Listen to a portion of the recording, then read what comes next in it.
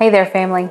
I just had a thought I wanted to share with you guys today. I was thinking about the ancient Japanese art form called Kintsugi. It literally means golden journey. Kintsugi was actually discovered by mistake. Centuries ago, a Japanese shogun broke his favorite tea bowl. He was heartbroken, but instead of throwing it away, he decided to send it off to be repaired. Japanese craftsmen filled in the gaps with gold lacquer, and the finished product was stunning, way more beautiful than the bowl was to begin with. In fact, now it's an entire art form. These pieces of art become more valuable because of the scars that they have.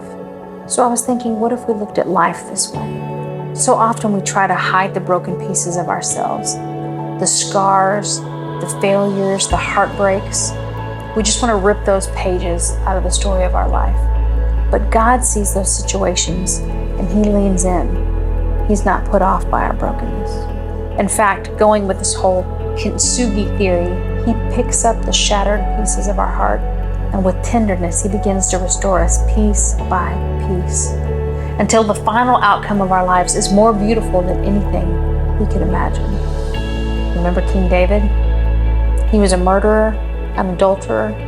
His kids didn't respect him. And yet the Bible says he was a man after God's own heart. Or the woman who poured the perfume on Jesus' feet. Up until that moment, she was just defined as a woman with a sinful life. She was literally known by her sin list. Yet because she loved Jesus and gave what she had to Him, He said, everywhere this gospel is preached, the story of what she did will be told. Now she is known for what she did for Jesus. Our culture may be in the habit of throwing away broken things, but our God redeems broken things. And He doesn't repair us to where we just look like nothing ever happened. He leaves evidence of His mercy in plain sight. When Paul asked for his thorn to be removed, the Lord answered, "My grace is sufficient for you." And I don't think He meant, "My grace is good enough to take the thorn away," because it said that he prayed and prayed and the thorn wasn't removed. I think what he meant was, my grace is sufficient to sustain you while you still have the thorn.